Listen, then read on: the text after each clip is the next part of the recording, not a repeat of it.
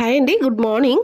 ఈరోజు రెసిపీ వచ్చేసి ఆలూ ఫ్రై అండి. ఇది నేను రెసిపీ ఈరోజు పోస్ట్ చేస్తున్నానండి. ఫస్ట్ అయితే ఆలూ అనేది పీల్ చేసేసి పక్కన కట్ చేసి పక్కన పెట్టుకోవాలండి. తర్వాత ఒక బాండి పెట్టుకొని అందులో ఆయిల్ వేసేసుకొని ఒక 2 ఎండుమిర్చి, ఆవాలు, జీలకర్ర ఒక్కొక్క స్పూన్ వేసుకొని, పచ్చిపప్పు ఒక స్పూన్ వేసుకొని, ఒక ఉల్లిపాయ కట్ చేసుకొని, ఒక ఉల్లిపాయ, పచ్చిమిర్చి 4 పచ్చిమిర్చి, కరివేపాకు వేసుకొని, కొంచెం పసుపు వేసుకొని బాగా మిక్స్ చేసుకోవాలండి. ఇవన్నీ మిక్స్ చేసుకొని కొంచెం వేగిన తర్వాత కట్ చేసి పెట్టుకున్నాం కదండి, అవి కూడా ఆలు అందులో వేసేసి బాగా కలుపుకోవాలండి.